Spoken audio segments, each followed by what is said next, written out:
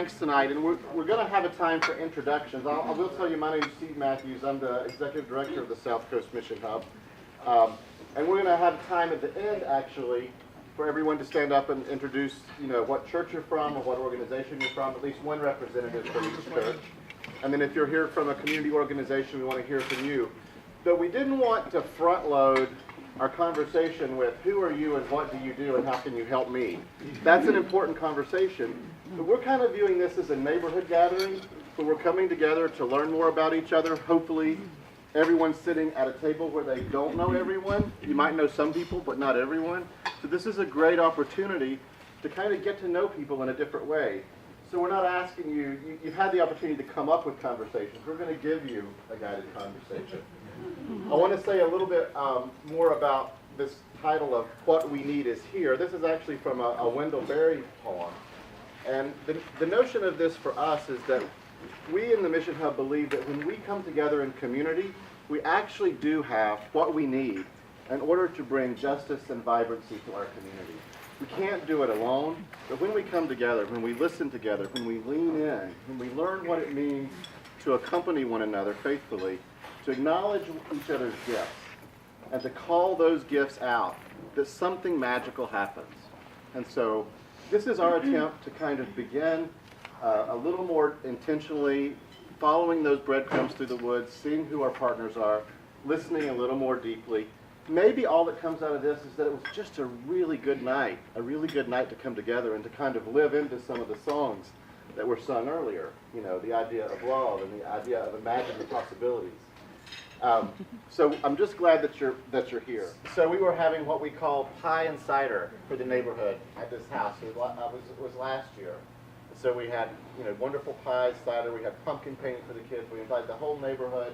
It's right beside Kennedy Park, so there were lots of people coming. And there was a man who came. This is my example. So there was a man who came with his daughter, and he looked to be 40-something, and she looked to be 5 or 6 maybe. And she was very shy, painfully shy, like tearing up almost shy, like she didn't want anybody to notice her. He sat down with her and started painting a pumpkin. And I started a conversation with him. It turns out he's disabled, he's a single parent, he has 2 other kids. So my first reaction is, I wonder how we could help him. But I tried to refrain because we've been talking about this notion of asset mapping. So I tried to refrain from that. And instead I said, just for the sake of his name, say, Henry, what are you good at?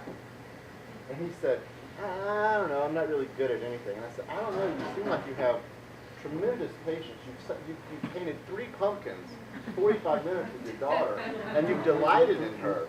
He said, well, now that you mention it, I really am good with kids. A lot of kids come to the neighborhood, come to my house, and they're like asking me for advice. And I said, how does that feel? So we just had this conversation.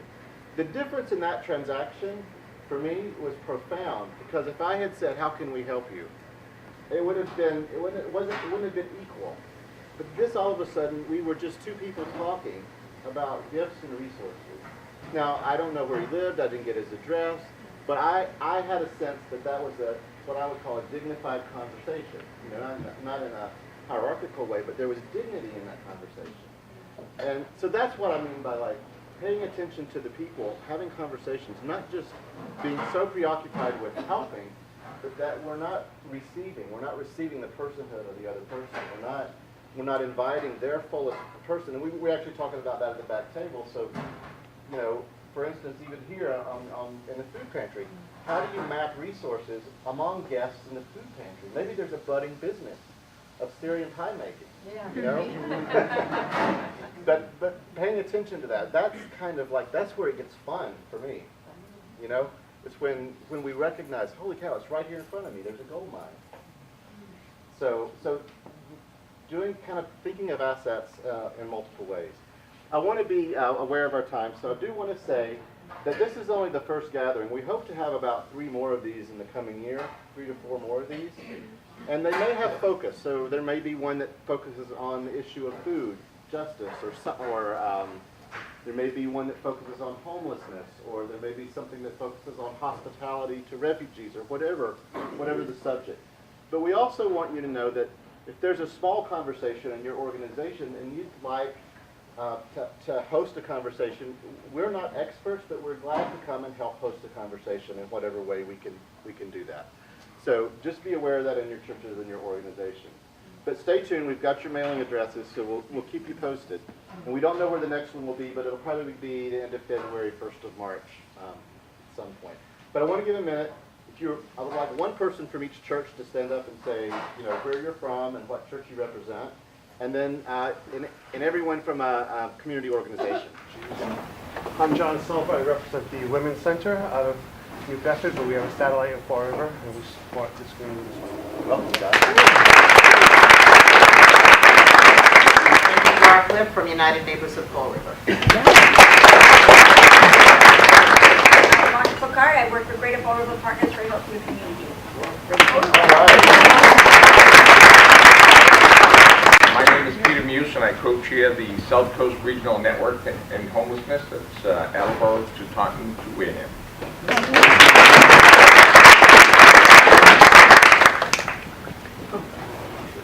My name is Robin Muise, and I'm a board member of the Interchurch Council of Greater New Bedford.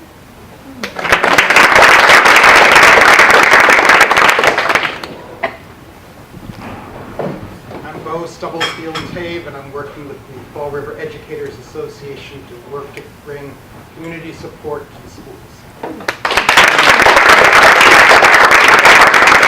And now, if I said, where do you see signs of hope? Yeah. It would not be hard to see.